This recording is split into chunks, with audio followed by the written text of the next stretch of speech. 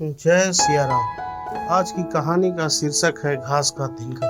तो मित्रों, आज हम कहानी में बताएंगे कि कैसे एक घास के तिनके की वजह से रावण समय से पहले ही भस्म होने से बच गया। आइए पूरी कहानी जानते हैं। उससे पहले आप हमारे चैनल मंथन कहानी ग्रंथों की को सब्सक्राइब कर लीजिए और घंटी का आइकन जरूर दबा दीजिए।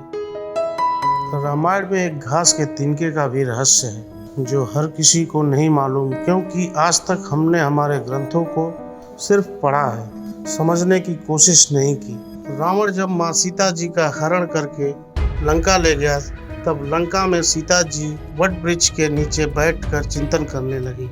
रावण बार बार आकर माँ सीता जी को धमकाता था, लेकिन माँ सीता जी कुछ नहीं बोलती थी। यहाँ तक कि रावण ने श्री राम जी के वेशभूषा में आकर माँ सीता जी को भ्रमित करने की भी कोशिश की, लेकिन फिर भी सफल नहीं हुआ।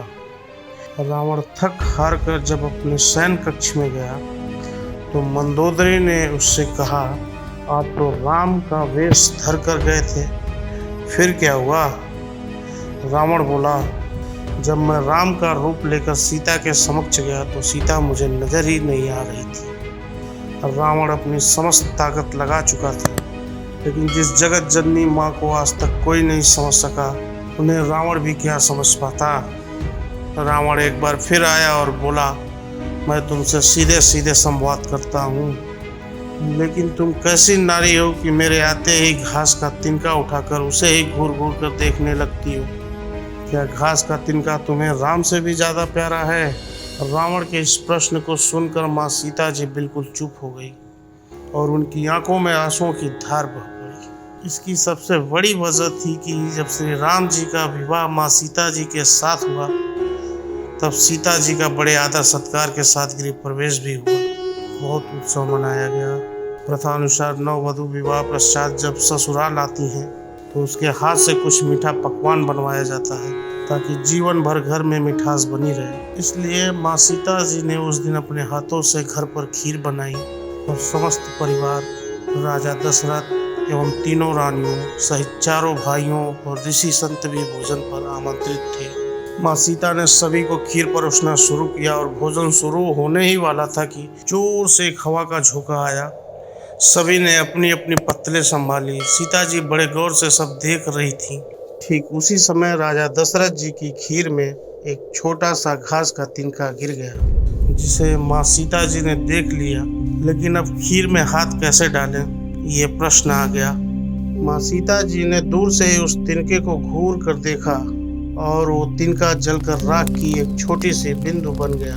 सीता जी ने सोचा, अच्छा हुआ किसी ने नहीं देखा, लेकिन राजा दशरथ माँ सीता जी के इस चमत्कार को देख रहे थे।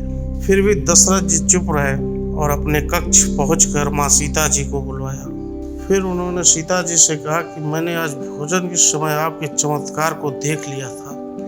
आप साक्षात जगत जननी स्वरूपा हैं, लेकिन एक बात आप मेरी जरूर याद रखना, आपने जिस नज़र से आज उस तिनके को देखा था, उस नज़र से आप अपने शत्रु को भी कभी मत देखना। इसलिए माँ सीता जी के सामने जब भी रावण आता था तो उस घास के तिनके को उठाकर राजा दशरथ जी की बात याद कर लेती थी। तृणधर ओट कहत वै देहि, सुमिरि अवधपति परम स्नेही। यही है उस तिनके का रहस्य।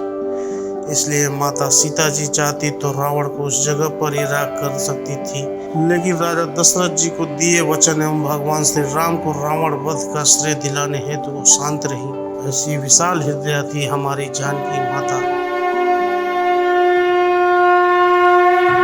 तो आज की कहानी कैसे लगी आपको, हमें हमारे कमेंट बॉक्स में ज़रूर बताइएगा। हमारे चैनल को सब्सक्राइब कीजिए और बेल आइकॉन पर क्लिक कीजिए, ताकि हम जितनी भी अनोखी अनसुनी कहानियाँ लाएं, आपको उसकी तुरंत उसी समय जानकारी मिले। हम ऐसी ही कहानियाँ लाते रहेंगे। जय श्री राम।